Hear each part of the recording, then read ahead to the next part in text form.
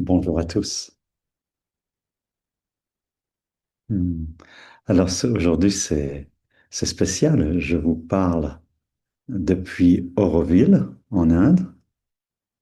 Et Auroville, c'est une ville qui a été fondée sur le rêve d'un maître qui s'appelle Sri Aurobindo. Donc c'est de là que vient le nom d'Auroville.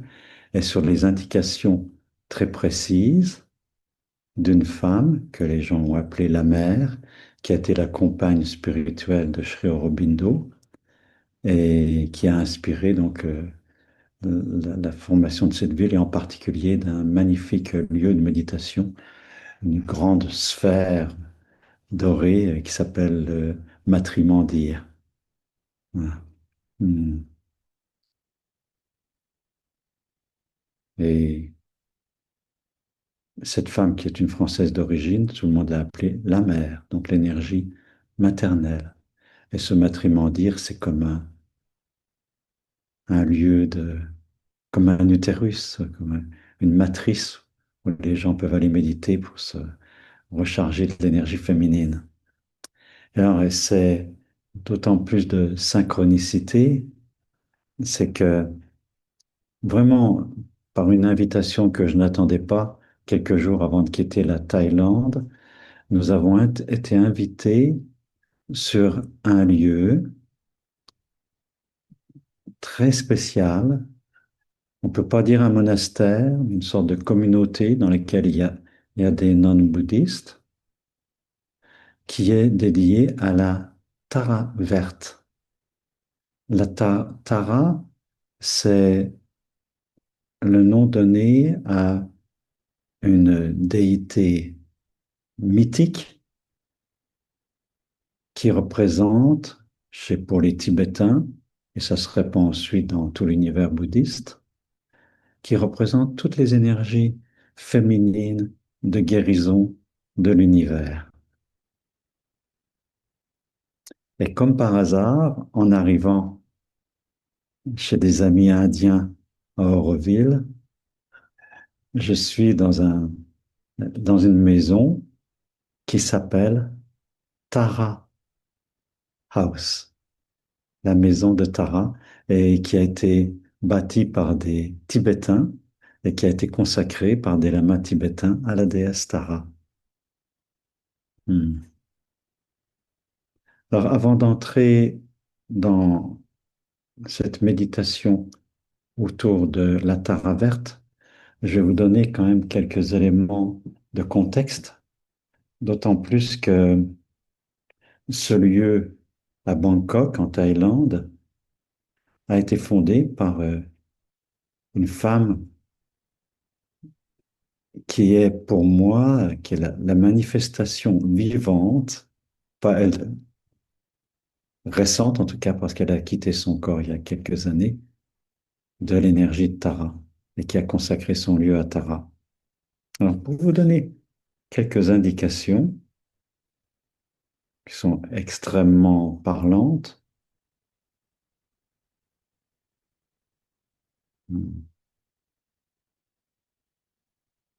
elle s'appelle, elle est appelée Mai Shi. Et elle était, avant sa transformation intérieure, un mannequin pour la mode extrêmement connu, célèbre dans toute la Thaïlande, personnalité médiatique. Et en plus, elle travaillait, évidemment, bah, pour la mode, mais dans le domaine de la publicité et des médias. Hmm. Elle fréquentait la haute société de Bangkok. Elle était, on peut dire, l'incarnation même à cette époque-là de la réussite féminine moderne, libre, élégante, socialement reconnue. Mais aussi, en vivant tout ce succès, je pense que ça peut parler à certaines d'entre vous, peut-être à certains, elle s'est rendue compte qu'elle était animée d'une quête incessante de reconnaissance une fatigue intérieure immense, et plus il y avait de succès, plus elle se sentait vide. J'ai des frissons quand je vous parle d'elle. À ce moment-là, elle a vécu une crise existentielle, l'impression de vivre à côté d'elle-même, à côté de son essence, à côté de sa véritable nature, à côté de sa féminité réelle. Et alors, un beau jour, elle a senti l'énergie. Elle a dit, j'arrête ce travail pour quelque temps. Je vais faire une retraite dans un monastère bouddhiste. Elle est allée là pour quelques jours. Elle en est sortie au bout de 7 ans. Elle a pratiqué 7 ans Vipassana dans un monastère bouddhiste avec la méthode bouddhiste qui est le Theravada, qui est une école particulière de bouddhisme qui est en, en Thaïlande, en Birmanie, enfin dans le sud-est asiatique. Et là, ce qu'elle en dit après, c'est qu'elle a été confrontée à sa solitude profonde, à ses blessures liées au féminin, liées au corps. Et c'est à partir de ça que c'est le grand tournant de sa vie. Elle se sent particulièrement concernée. Bon, elle ne le dit pas clairement, mais je pense qu'elle a vécu une sorte de réalisation. D'ailleurs, ça se voit dans ses yeux, l'état du Bouddha. Elle se sentit concernée par toutes les femmes enceintes, abandonnées, toutes les femmes abusées sexuellement, toutes les femmes rejetées par leur famille, la société.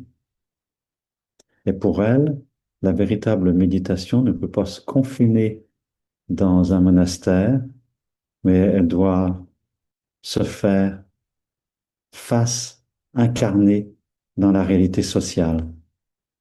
Et c'est alors qu'elle fonde ce centre pour répondre directement à ses intuitions, et un centre qui fonctionne uniquement sur donation. Alors elle a commencé par recevoir quelques femmes, puis beaucoup. Et en particulier, on m'a raconté l'histoire d'une femme qui est venue là, enceinte, après un viol. J'ai déjà eu dans ma clientèle des personnes issues d'un viol. Et je peux vous assurer que c'est dramatique.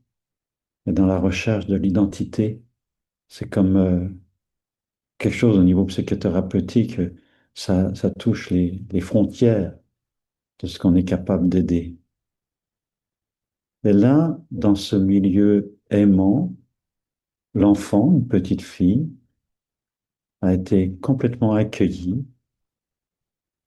La mère a réussi à l'accueillir parce que c'est une des choses les plus difficiles pour la mère, c'est d'accueillir un enfant après avoir été violé. Et cet enfant est devenu une femme, paraît-il, complètement épanouie, très belle femme, et qui fréquente encore ce centre. Et là, pour moi, en réfléchissant, en parlant aussi avec Marianne, nous nous sommes fait la réflexion qu'en fait, c'est une histoire profondément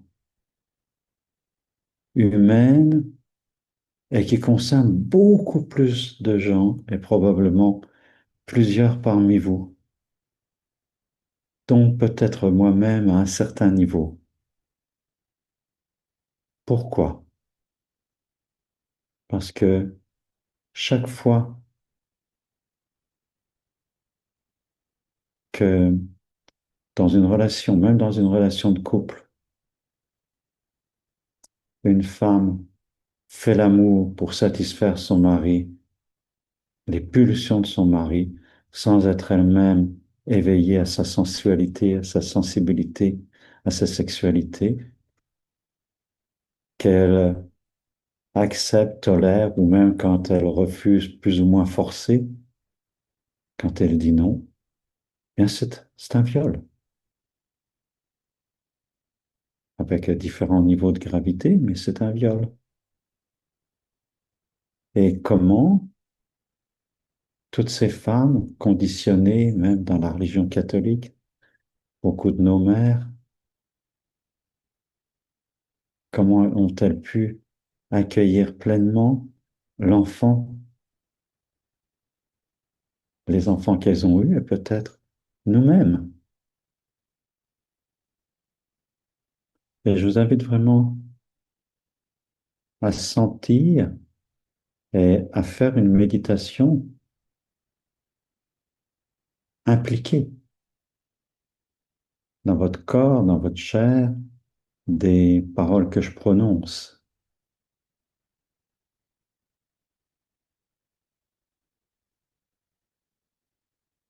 C'est déjà une méditation d'accepter de sentir. C'est le fondement de toute méditation, c'est d'accepter de sentir sans occulter, sans se voiler la face, sans s'aveugler. Et pour aller un peu plus loin, j'ai envie de vous parler du Bouddha de la compassion, du mythe, bon, il y en a plusieurs, mais en tout cas d'un des mythes du Bouddha de la compassion et de l'apparition des taras, et en particulier de la tara verte. Au Tibet, il y a un archétype, un personnage archétypal qui s'appelle Avalokiteshvara. Et Avalokiteshvara, il est souvent représenté avec 1000 mains, 1000 bras, 1000 mains. C'est tous les bras, les mains pour aider les êtres humains, la compassion. Et cet archétype au masculin a d'ailleurs été repris aussi en Chine et au Japon, et dans les pays de l'extrême-orient, sous le nom de Kuan Yin, c'est-à-dire ça a été aussi féminisé. On représente, vous avez peut-être déjà vu des représentations de Kuan Yin, une sorte de Bouddha taoïste qui a aussi toutes ses mains, et on représente souvent tous ses bras et ses mains comme une immense auréole blanche, et dans la paume de chaque main, il y a un œil, parce que la compassion doit être lucide. Il ne s'agit pas d'aider n'importe comment, n'importe qui. Tout le monde a besoin d'aide, mais pas n'importe comment. Ça a besoin aussi de la lucidité. Alors, dans ce mythe, et c'est intéressant de comprendre ce qu'est un mythe pour l'Orient. Il n'existe pas, à proprement parler, quelque part assis dans le ciel, un Bouddha qui s'appelle Avalokiteshvara et à qui on va adresser des prières, alors que dans tous les temples bouddhistes tibétains, les gens adressent des prières à Avalokiteshvara. Mais ce mythe représente une réalité, c'est que cet univers n'est pas juste un univers froid, c'est un univers où il y a des énergies de guérison et nous en sommes tous, le fait que vous soyez là, nous en sommes tous aussi des, des incarnations. En anglais, on dit le mot embodiment, le fait de, oui, d'incarner, d'être le corps. Et c'est un choix d'être le corps de la compassion, la manifestation de cette énergie là où nous sommes, comme nous le pouvons, le mieux possible. Alors ce mythe dit, et comprenez bien qu'il parle votre réalité, votre réalité intérieure est peut-être du plus précieux de ce que vous portez dans votre cœur. Hmm. Dieu a donné pour tâche à Avalokiteshvara. Et Dieu, dans le bouddhisme, on n'appelle pas Dieu, parce que le bouddhisme, d'une certaine façon, n'a pas de Dieu à proprement parler. C'est Amitabha, le grand Bouddha. Le Bouddha qui est le corps même de tout l'univers. Donc, on peut dire, dans notre langage, Dieu a donné à Avalokiteshvara le rôle de prendre soin et de soulager la souffrance de tous les êtres humains et même de tous les êtres sensibles qui vivent sur Terre et qui vivent dans tous les lieux où il y a de la vie. Tâche énorme. Et plusieurs fois, Avalokiteshvara, il revient voir Dieu et lui dit, la tâche que tu m'as donnée est impossible. Il y en a trop. Je n'arrête pas. Je suis épuisé. J'espère que ça vous parle, que ça parle à beaucoup d'entre vous. Et Dieu lui répond, non, non, non, tu n'arrêtes pas. C'est ton rôle dans l'univers. Tu dois faire cela. Et si tu ne le fais pas, eh bien, tu vas exploser, tu vas disparaître, tu vas exploser en mille morceaux, il ne restera plus rien de toi, et le monde sera dans une misère infinie.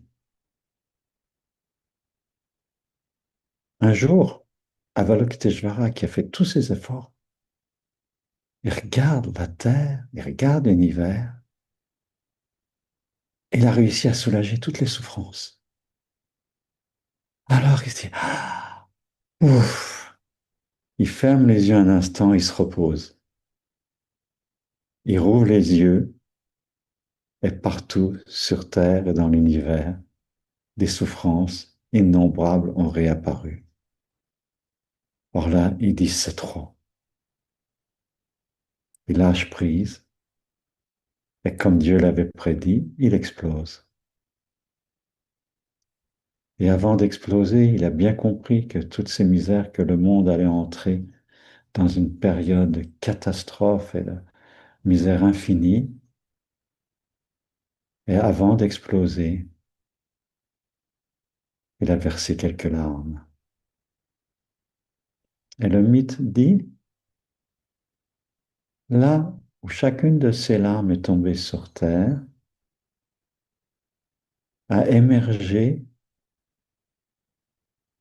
une déité, une sorte de Bouddha féminin, que dans le bouddhisme on a appelé les Taras. Je crois qu'il y en a 20 ou 21 de différentes couleurs, et qui représentent chacune un des aspects de la compassion d'Avalokiteshvara.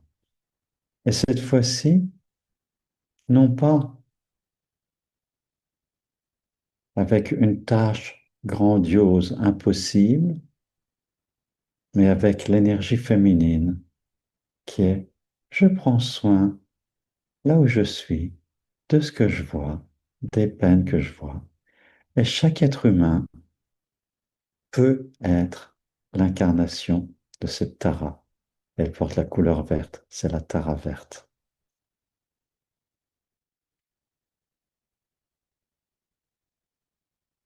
Et d'accepter ces mythes, de les intégrer, c'est d'accepter tout ce travail intérieur qui nous rapproche peu à peu de l'éveil, qui ouvre notre cœur et qui nous permet d'aider autour de nous. Et cette femme, Maïchi,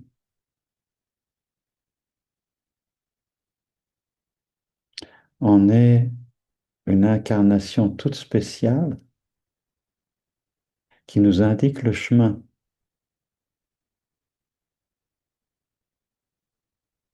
méditer, s'ouvrir à nos propres peurs, peur de la mort, peur de la souffrance, s'ouvrir aux blessures de l'enfant que nous avons été, s'ouvrir aux blessures de nos parents, de nos ancêtres, que nous portons encore, que nous portons inévitablement,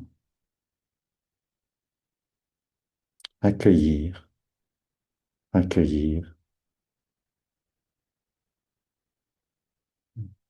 Et l'empathie est quelque chose de très spécial. C'est en même temps sentir avec, et ce n'est pas se perdre dans la souffrance. C'est d'avoir un cœur tellement vaste qu'il y a de la place pour nos propres souffrances et pour les souffrances de toutes les personnes que nous aimons. Et même quand nous ouvrons et nous ouvrons et nous ouvrons, la méditation nous fait rejoindre la vastitude des énergies de l'univers et ne jamais penser en termes je suis tout petit, je ne peux rien faire, ou en termes je suis Superman ou Superwoman et je peux tout faire. Juste l'espace, l'espace, l'espace du cœur qui s'ouvre, qui s'ouvre, qui s'ouvre, sans cesse. Hmm.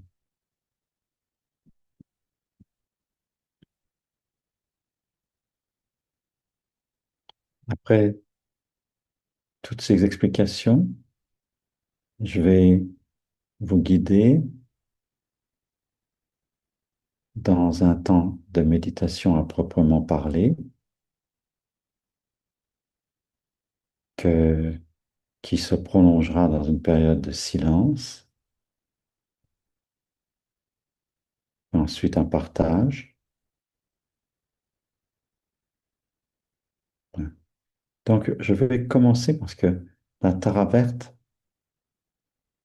a un mantra. Il y a un mantra pour connecter intentionnellement et énergétiquement avec ces énergies de guérison. Les mots, c'est Om Tare Tu, Tare, Tare, Tua, Ta. Om Tare Tu, Tare, Tare, Tua, Ta.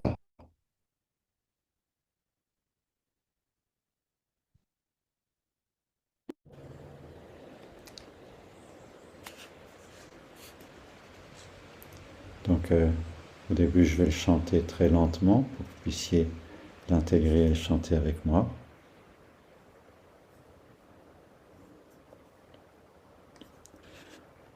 Om Tare, Tu Tare, Tu Re, Soha.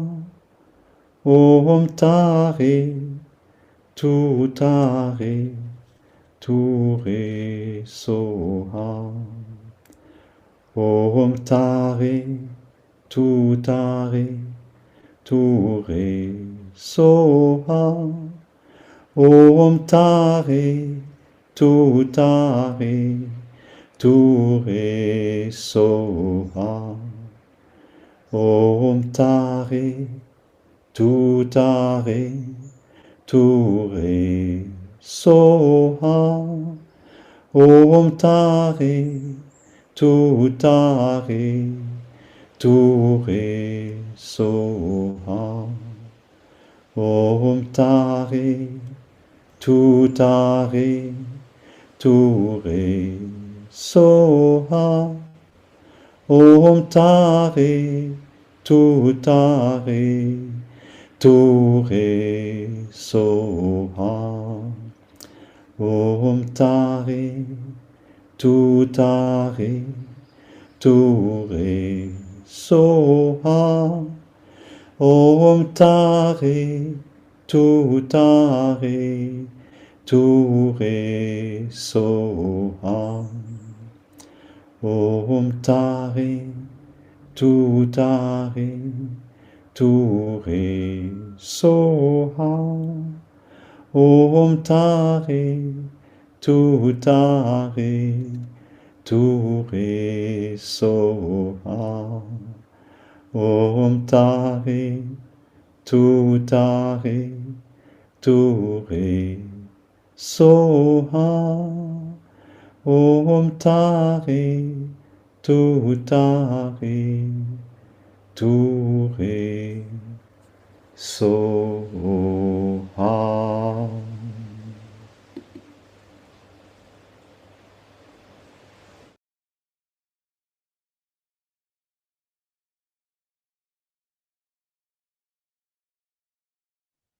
Je vais vous guider par des évocations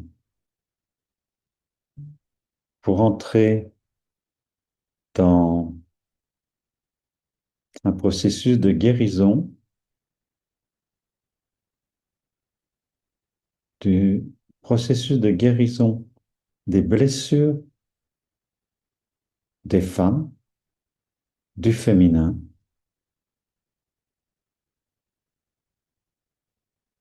en soi, qu'on soit homme ou femme,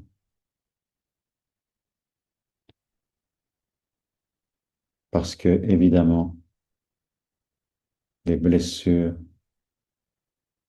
faites aux femmes rebondissent sur les enfants, garçons ou filles, et se répètent à l'infini.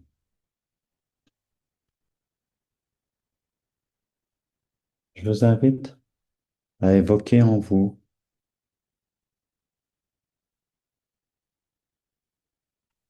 la personne de votre mère à travers des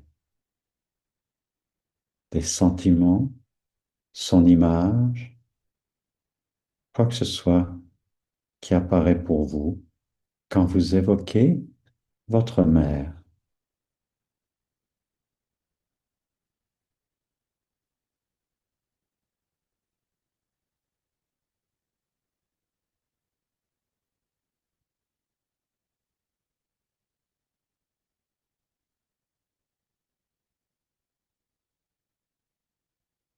Est-ce que vous pouvez percevoir au-delà possiblement des souffrances que vous avez eues dans la relation avec elle, les souffrances dont vous avez souffert et dont vous pouvez souffrir encore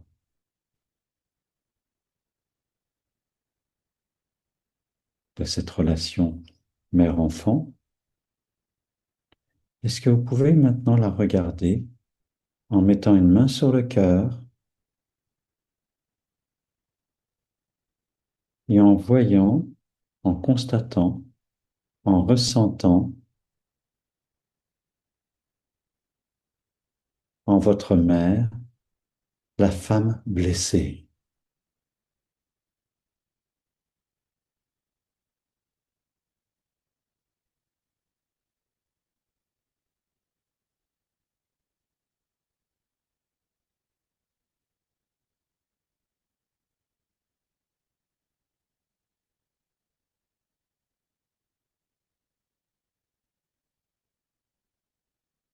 Et si vous regardez, continuez à regarder à partir de votre cœur avec lucidité, est-ce que vous pouvez deviner dans ces traits actuels le vécu de la petite fille et de l'adolescente qu'elle a été, et peut-être aussi de la femme qui a souffert des hommes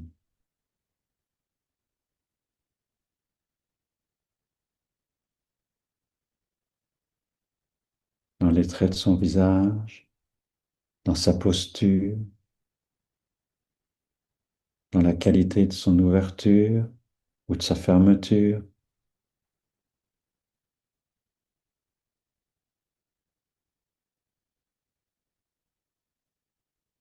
avec tous les éléments de son histoire que vous pouvez connaître ou que vous pouvez deviner.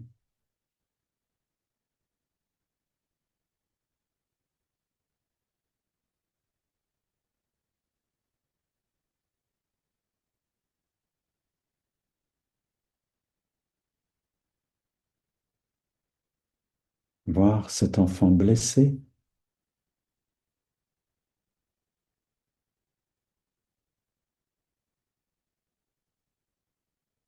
et au travers elle, au travers et au-delà,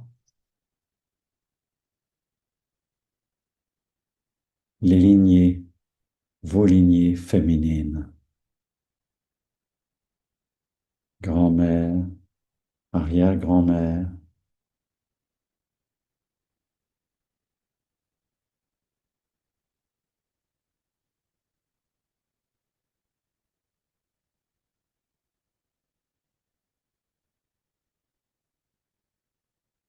déjà ce que vous pouvez connaître dans cette évocation de leurs histoires, et ça se perd dans l'infini du temps passé.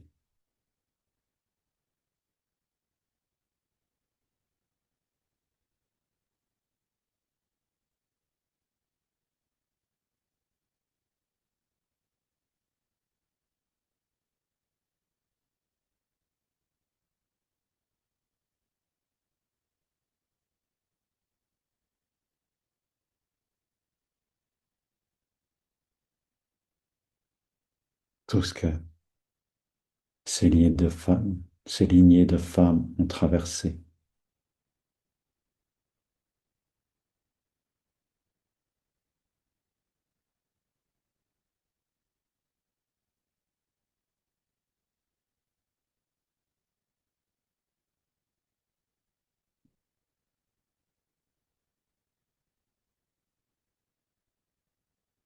Et vous pouvez même encore ouvrir votre cœur à une perspective encore plus large,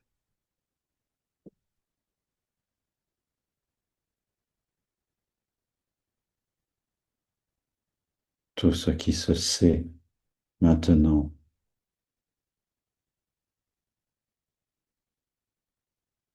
de ce qui se passe pour des milliers de femmes,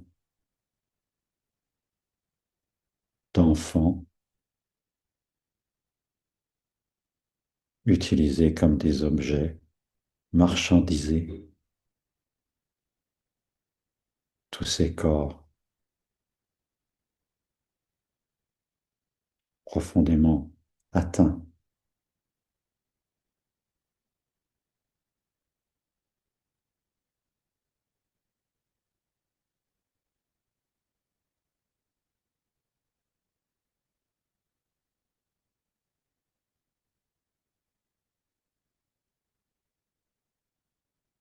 Et de vous ouvrir à cela, c'est aussi un processus de guérison pour vous-même, que nous faisons partie de ce féminin blessé, abusé, réduit à l'état d'objet,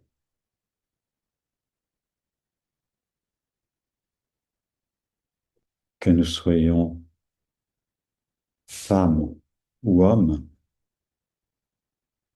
comment ces valeurs profondes du féminin,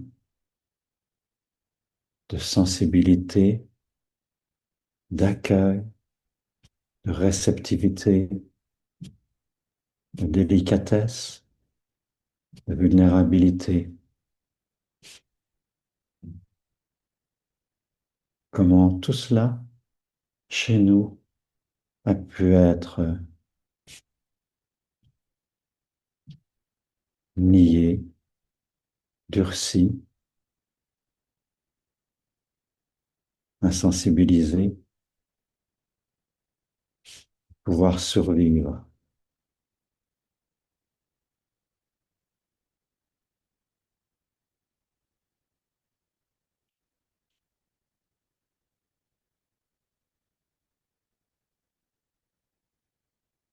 accepter les parties en nous qui, dans le jeu des causes et effets,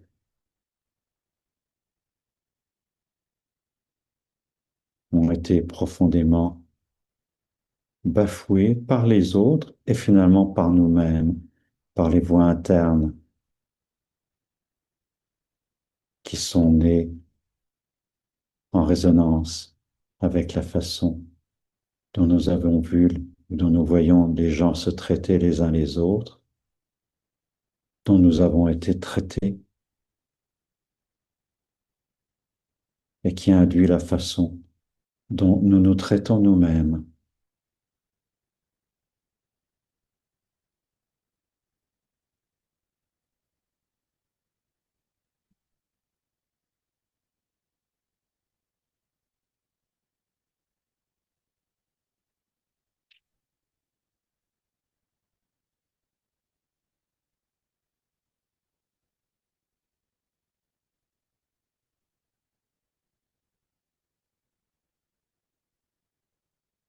Accepter de voir la lucidité,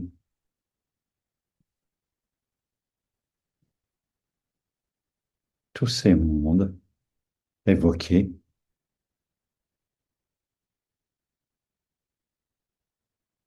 voir et ressentir, non pas pour se perdre dans la souffrance, mais pour s'ouvrir, ouvrir son cœur et laisser permettre aux ondes de la guérison de couler à l'intérieur de nous et autour de nous. Les énergies d'Avalokiteshvara, les énergies de la Tara verte,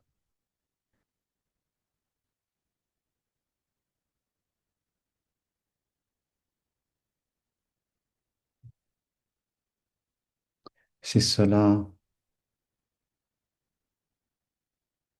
est difficile à connecter, pouvez-vous aider en mettant une main sur le ventre.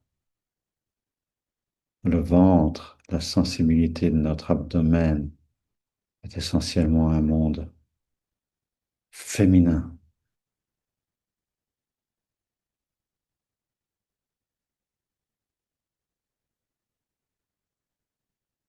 Au-delà de se faire les abdominaux, au-delà de contracter le ventre pour faire bonne figure socialement, juste laisser toutes les sensations habiter notre ventre en nous relaxant, relaxant, relaxant. Tous les muscles se défont, en particulier sur l'expiration.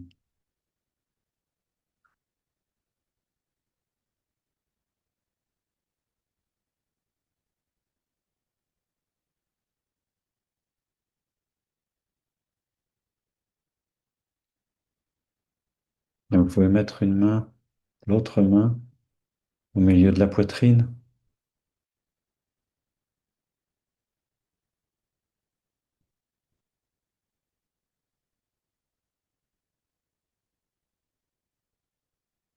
Quand vous inspirez, sentez que c'est d'abord le ventre, l'abdomen qui gonfle, et la poitrine, ouvrir le cœur.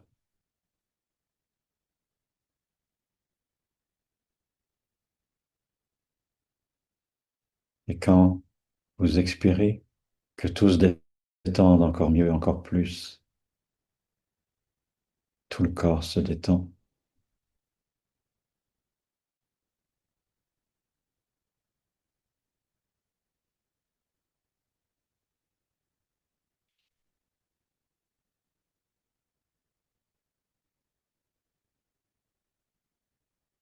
et sans perdre le contact avec l'abdomen et le cœur, déplacez une de vos mains pour toucher délicatement, c'est bien avec le majeur, entre vos sourcils,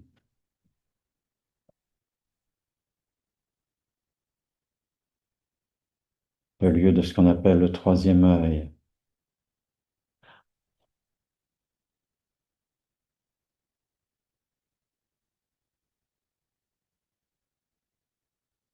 lieu de clarté, d'intuition, et aussi un lieu fondamental d'énergie de guérison.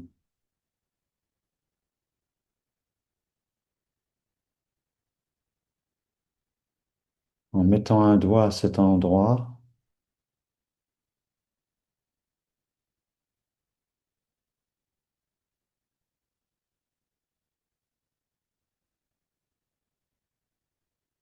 vous pouvez devenir conscient de la lumière intérieure.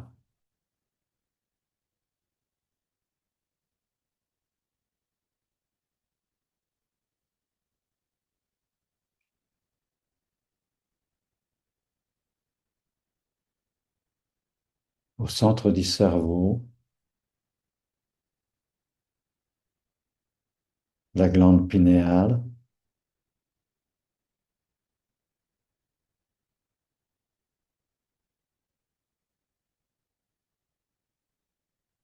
Chaque fois que vous recevez l'énergie de la respiration, ça touche cet endroit, ça rend la présence encore plus claire.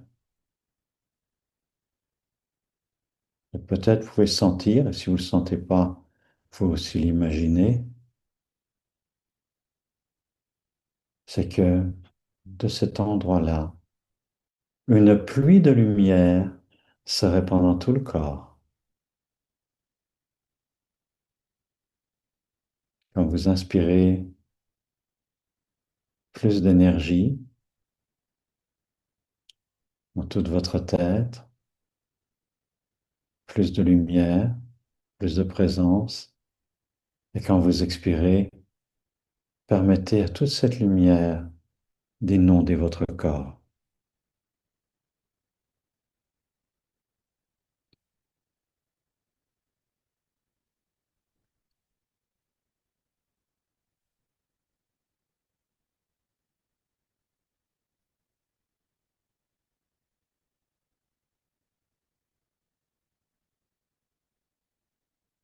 Quand vous touchez profondément à ces trois lieux, l'abdomen, la poitrine et la cavité de la tête,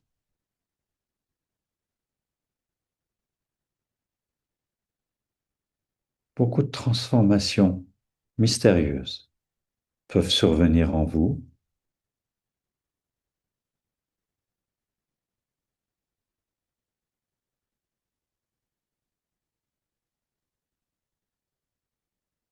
Ça prend du temps, de la patience, comme cette nonne bouddhiste de Thaïlande, Maheshi.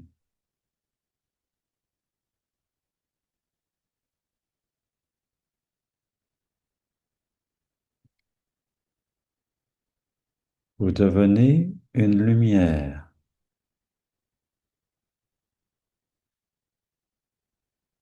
un point de repère, avant même que vous ne fassiez quoi que ce soit.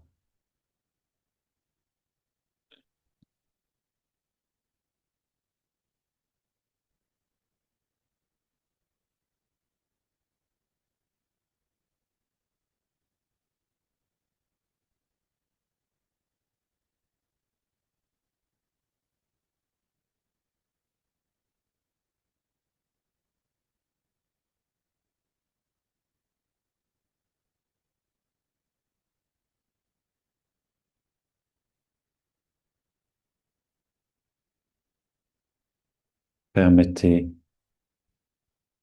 invitez cette présence, cette lumière, de diffuser tout autour de vous.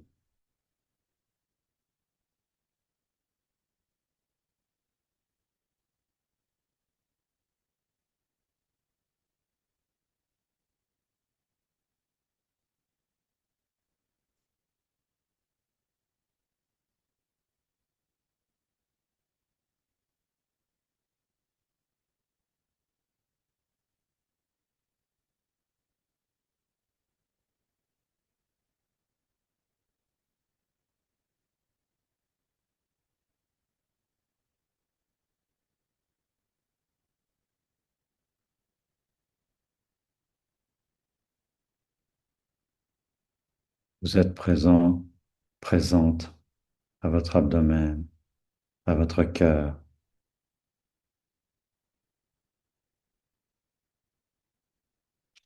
à l'intérieur lumineux de votre tête,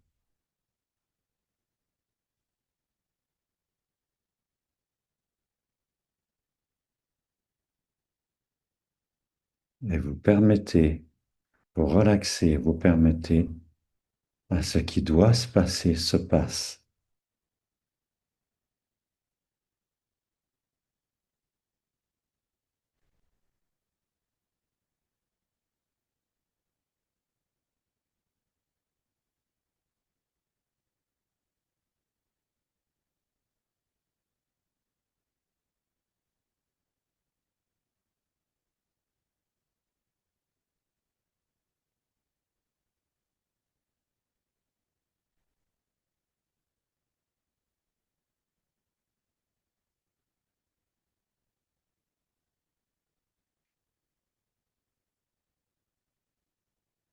Et je vous invite à émettre consciemment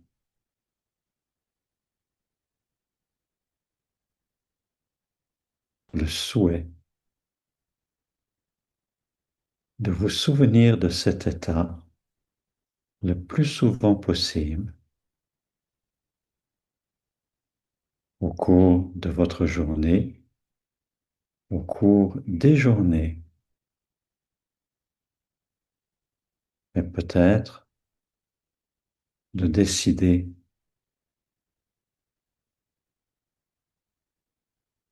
de petits moyens pour vous rappeler de revenir en vous, des jalons dans les journées, de petits moments dans votre horaire, des petits stops pour revenir au centre, revenir à l'essentiel.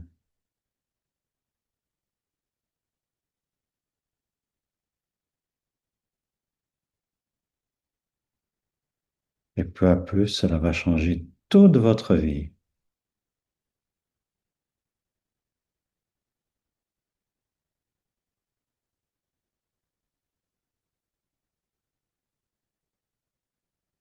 Vous êtes en ce moment le changement dont le monde a besoin,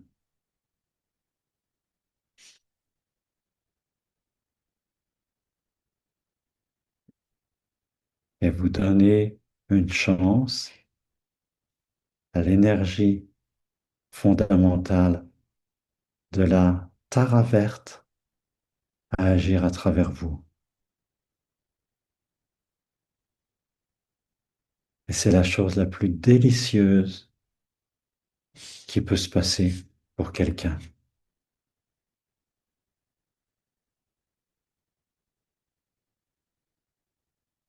S'offrir pour être le canal des énergies de guérison,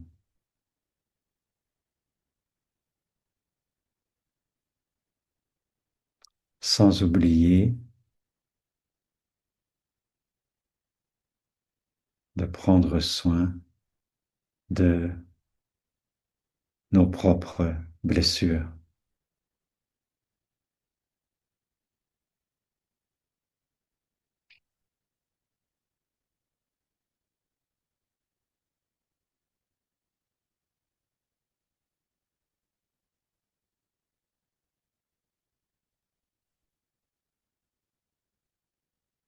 la présence à toutes les parties de notre corps, par toutes les sensations, la présence et l'acceptation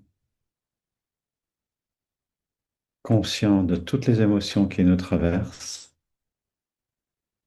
avec tous les types de pensées qui peuvent occuper notre mental, accueillir tout cela consciemment, sans jugement.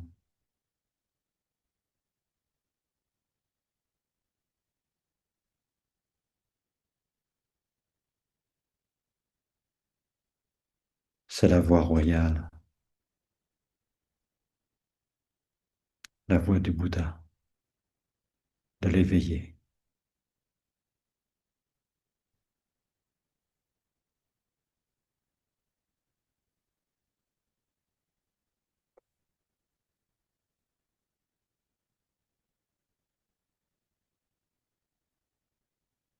Dans l'état où vous êtes maintenant,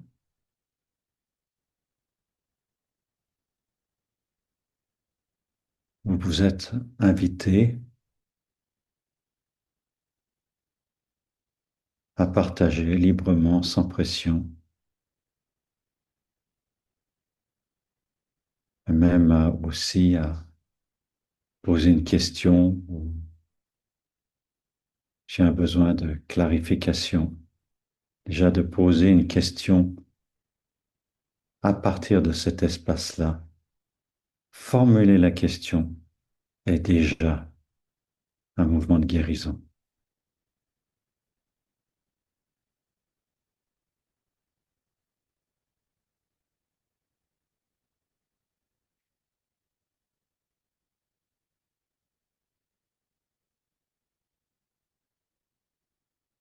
Voilà, si l'un d'entre vous, je rouvre les yeux, je suis avec vous plus directement. Et s'il y a quelque chose qui jaillit, qui a besoin de s'exprimer, ou s'il y a une difficulté, peut-être ça a évoqué quelque chose de très dur et que vous avez du mal avec ça, vous êtes invité à partager quoi que ce soit qui vient des plus profonds de votre être.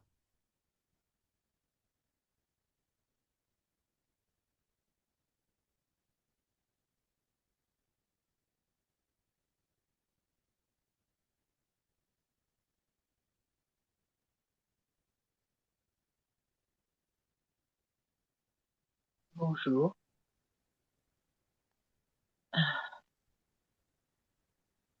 Tant d'émotions.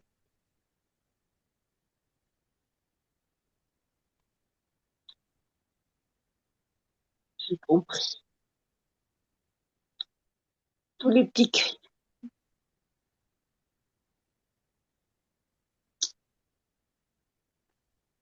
hum, hum, tous les petits cailloux blancs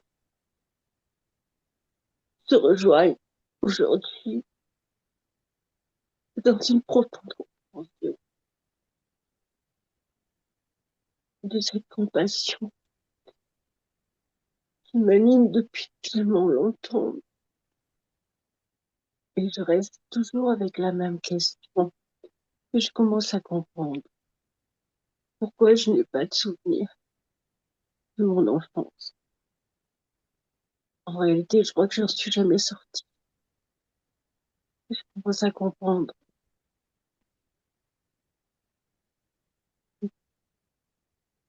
tant de gratitude à tous ces êtres et à vous tous.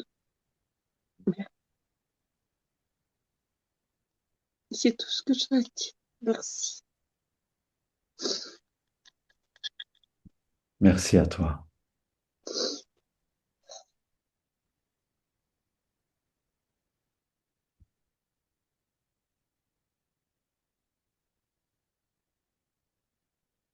Merci, merci, merci.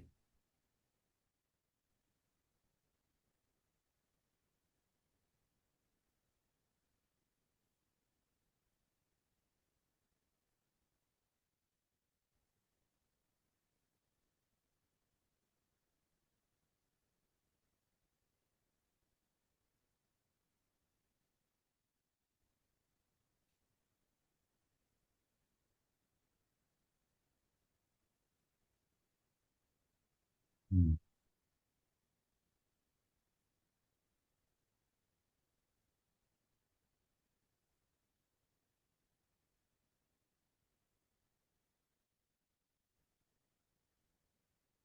Si quelqu'un d'autre veut partager, bienvenue.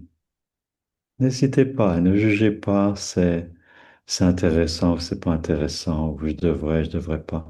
Si il y a quelque chose qui jaillit de votre cœur, c'est juste,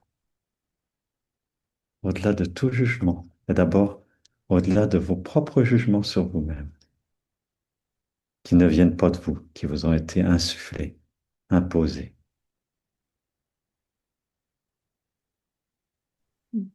Je- J'ai ressenti une grande douleur dans le ventre dès le début de la méditation et j'ai senti que là, toutes toutes les souffrances de ma lignée et mes propres souffrances se sont cristallisées. Et le cadeau de la méditation, ça a été de voir l'énergie dans le cœur, de voir la lumière au niveau du troisième œil dans la tête, en fait, et de sentir cette douche depuis le sommet de la tête qui a permis d'adoucir tout ça, toute cette souffrance, comme une consolation. Et c'est un beau cadeau. Merci beaucoup.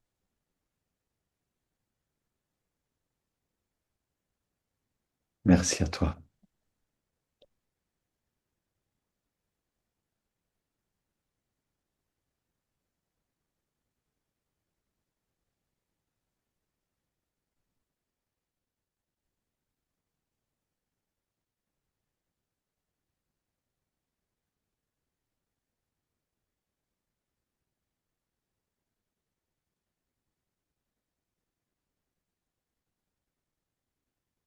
Ado masculin. Euh, je n'ai aucun souvenir, aucune information sur On ma entend maman. très très peu. On entend très très peu. Il faudrait que tu te rapproches de ton micro. Je disais, je n'ai aucune information de ma maman, de son vécu, de son enfance. J'ai essayé d'imaginer la petite fille qu'elle a pu être. Mais ceci dit, ça a été assez calme pour moi. C'était très paisible. Et comme Davy, j'ai vraiment ressenti cette lumière, ce jaune lumineux qui m'a envahi toute la tête et tout autour de moi.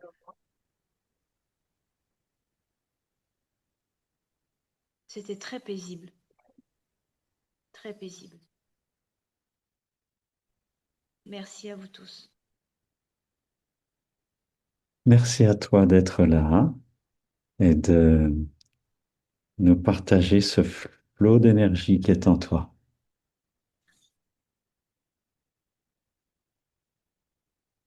Mm.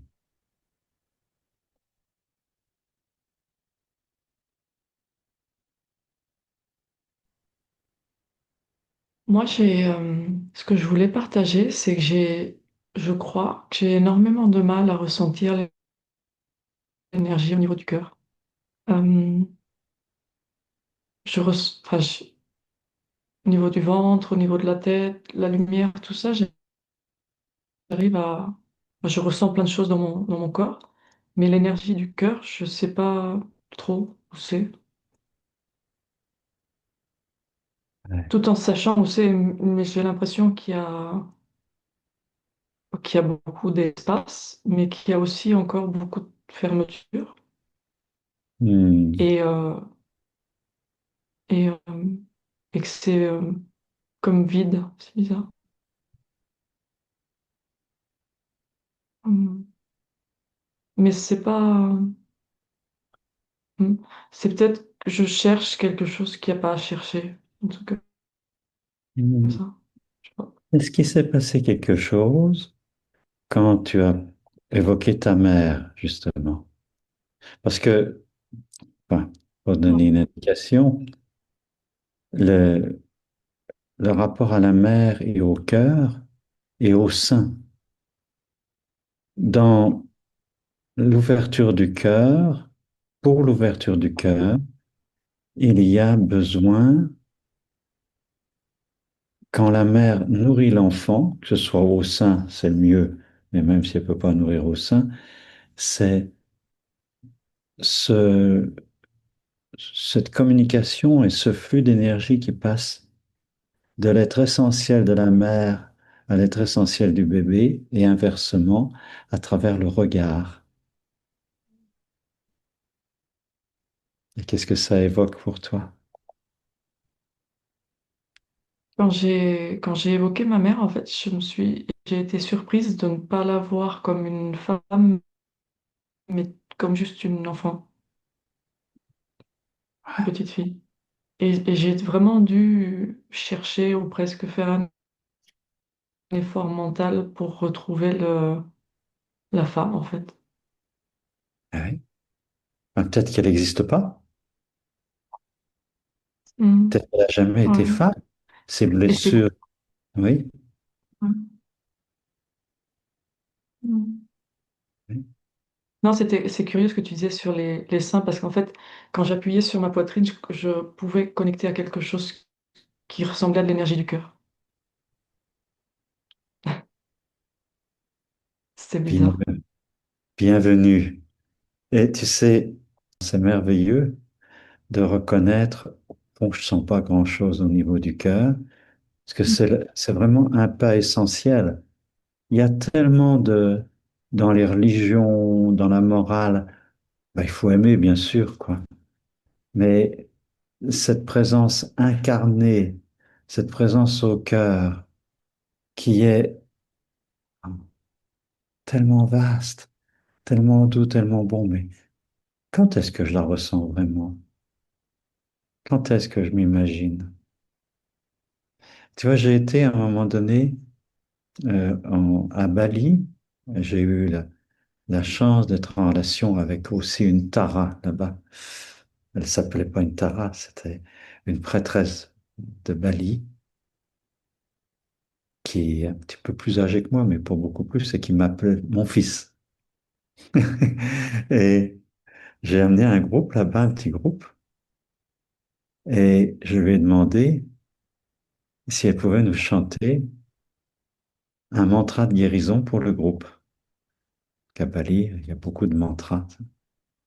Et elle a commencé à chanter. Elle n'arrivait plus à chanter tellement elle sanglotait. À la fin, je lui ai demandé, mais pourquoi tu sanglotais autant? Elle m'a dit, c'était tellement bon. C'était tellement bon de souffrir aux énergies de guérison de l'univers et de le sentir couler à travers moi. Et c'est pas un effort, c'est pas une injonction qu'il faut aider les gens de Gaza, qu'il faut ceci ou cela. Mais par contre, l'enseignement de Maharishi, c'est que ça passe aussi par du concret au quotidien. Mais c'est un concret qui vient de l'abondance du cœur et non pas d'une injonction. Et de reconnaître que finalement, peut-être, je sais pas tant que ça ce que c'est que d'être dans le cœur. Il y a tellement de blessures, tellement de cuirasses qui sont amassées de génération en génération. C'est pas du tout une évidence d'être dans le cœur. Et c'est pour ça que tellement d'insistance à mettre la main sur le cœur, à y revenir. Ça fond tout doucement. Et sans se juger, j'y suis pas. C'est une nouvelle cuirasse qu'on met, c'est une nouvelle couche de blessure et de durcissement. Bienvenue Merci. au club de ceux qui essayent, qui font de leur mieux. Hmm. Oui, je vois qu'il y a encore quelqu'un qui a envie de parler.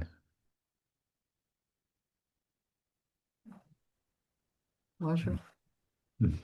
Moi, j'ai été touchée dès le départ, là, dans tout le descriptif et dans toute l'histoire. J'ai même eu les larmes aux yeux, tellement ça m'a touchée. Et puis ensuite, par rapport à la méditation en elle-même, j'ai pas eu de vision de ma mère, mais j'ai ressenti toutes ces crises de tachycardie qu'elle a depuis très longtemps. Je l'ai tout le temps connue comme ça. Et, et c'est enfin, bon, plein de symptômes sur la gorge nouée, qui elle était, et ça faisait totalement écho à tout ce que tu nous expliquais sur les relations de couple. Et j'arrivais pas, enfin j'étais là avec bah, c'était souffrant pour moi de ressentir tout cela. Et puis ensuite de la voir petite fille également très souffrant. Alors je la voyais pas, mais elle me racontait que elle subissait, enfin sa mère lui disait qu'elle était maigre et que elle en faisait un complexe et qu'elle voulait la cacher tout le temps. Et là, les crises de tachycardie ont continué, se sont vraiment amplifiées. Et, euh, et puis, c'est comme si j'étais le Bouddha là, qui est très énorme et qui prend plein de choses pour soulager les gens. J'avais l'impression d'avoir mon ventre qui gonflait avec ces douleurs-là. Et après, ça a été vraiment une libération quand on a fait la respiration quand j'ai mis le doigt sur le troisième œil. À ce moment-là, uniquement, il y a quelque chose qui, au fur et à mesure, repassait et repassait et puis enlevait des couches jusqu'à ce que je vois à un moment donné un enfant qui venait de naître, sans pour autant savoir qui c'était, mais c'est un enfant lumineux, lumineux et de la lumière. Et à ce moment-là, un espace de paix dans mon corps et beaucoup de lumière. Et ça m'a fait beaucoup de bien parce que j'ai aussi, comme j'ai pris 5 kilos aussi, je fais une fixette sur les kilos, je fais une fixette sur mon état de vie aujourd'hui, comment j'œuvre aujourd'hui et j'ai l'impression de ne rien faire. De... Et là, ça m'a beaucoup aidé. J'ai appelé au secours et puis à cette méditation-là, et puis merci, quoi. Mm. Excusez-moi, mais je peux pas réfréner. C'est un cadeau que tu nous fais. Ta sensibilité est un cadeau de guérison pour nous tous. N'ayez jamais honte de pleurer. Jamais, jamais, jamais. Tellement incroyable ce qui se passe.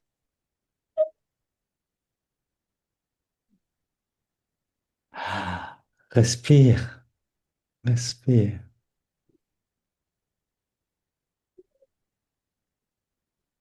Oui. Ah, bienvenue. Et merci beaucoup d'être là, d'avoir permis tout cela. Merci beaucoup. Mm.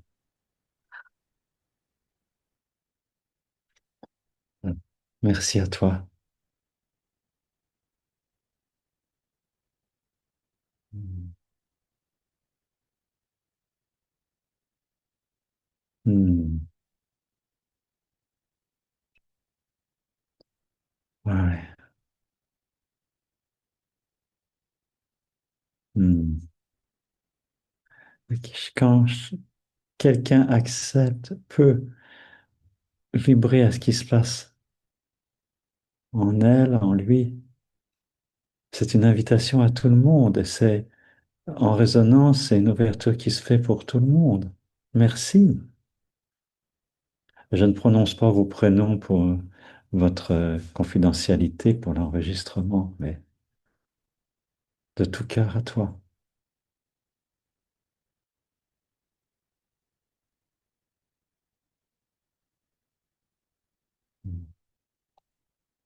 Ah,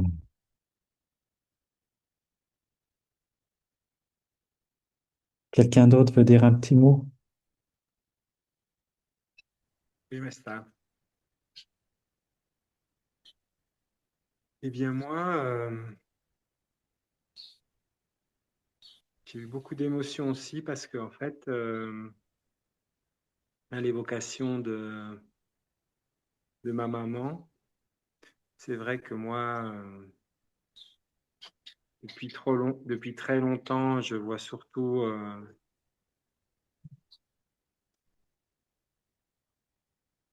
je vois ma mère par rapport au mal qu'elle m'a fait, à la souffrance que j'ai vécue avec elle. Et en fait, tes paroles et cette méditation m'a tout d'un coup ouvert à sa propre souffrance à elle. Et j'ai senti vraiment beaucoup de compassion pour elle. Et c'est sûrement une des premières fois depuis, enfin, je me souviens pas en fait. Et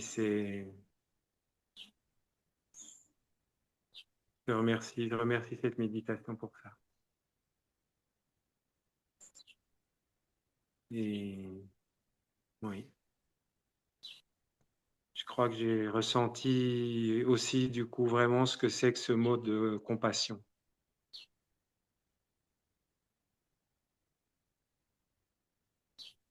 Et que on peut faire des choses dans la vie qui peuvent faire souffrir d'autres gens tout en souffrant énormément soi-même.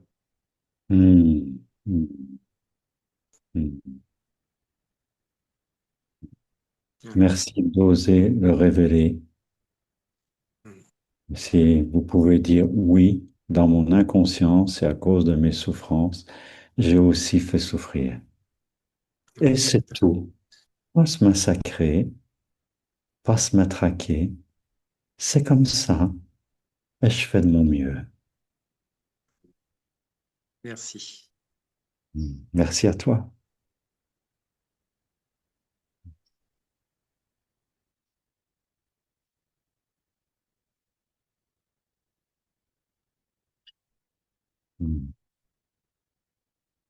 Quelqu'un d'autre encore?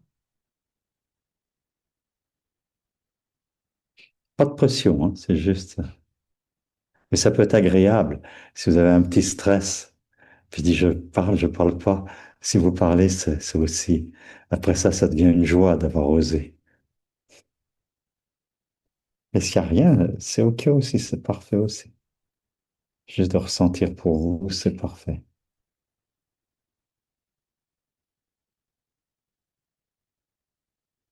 Moi, je voudrais surtout remercier ma grand-mère paternelle que je n'ai pas connue puisqu'elle est morte au moment de ma naissance. Et ma maman qui a beaucoup souffert, mais qui était tellement dans le mental que moi, je suis aussi. euh, et qui m'a confié à la fin de sa vie ce qu'elle avait enduré, qui m'a fait comprendre ses ulcères variqueux. Je voyais ses plaies déjà quand j'étais toute petite. Après, elle s'est soignée, il y en avait moins. Et cette grand-mère paternelle, j'en ai rêvé des nuits, en fait, et j'ai compris qu'elle avait de la tendresse pour moi, que même si elle m'a pas connue, elle a connu ma maman enceinte. Et c'est toute la famille qui était en détresse. Et aujourd'hui, je la remercie parce que j'ai lu aussi des lettres qu'elle a envoyées à ma tante quand elle était au sanatorium. Et aujourd'hui, j'ai l'impression de vivre, enfin, la compassion que j'essaye d'avoir, que je donne, enfin, à mes petits-enfants, c'est la sienne. Hmm, hmm. En fait, c'est une grande joie pour moi de pouvoir donner à mes petits-enfants parce que ma maman, elle n'était pas avec mes propres enfants, c'était pas ça, quoi. Mm. Et voilà, je- j'imagine vraiment toute sa tendresse comme cette Tara qui donne encore aujourd'hui. Mm. Merci. Et peut-être peux-tu reconnaître combien en toi le monde émotionnel s'est ouvert et que tu es vraiment pas une personne qui n'est que dans sa tête. Oh, combien sensible tu es. Merci de tout ce que tu as fait pour en être là, tout ce que tu continues de faire, je le sais.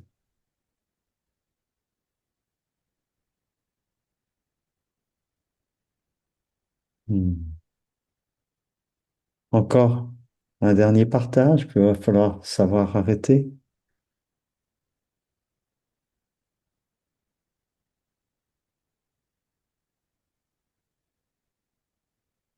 Hmm.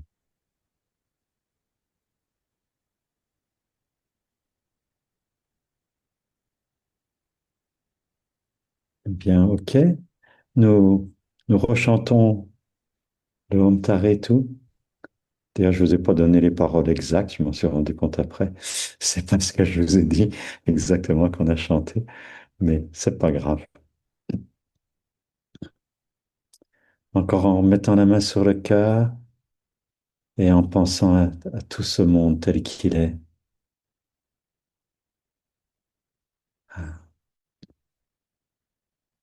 Om Tare, Tu Tare, Tu Re Soha. Om Tare, Tu Tare, Tu Re Soha. Om Tare, Tu Tare, Tu Re Soha. Om Tare, Tu Tare, Tu Re Soha. Om Tare, Tu Tare, Tu Re Soha. Om Tare, Tu Tare, Tu Re Soha. Om Tare, Tu Tare, Tu Re Soha.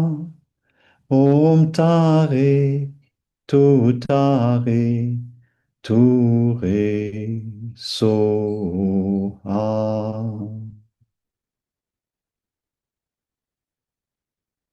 Merci.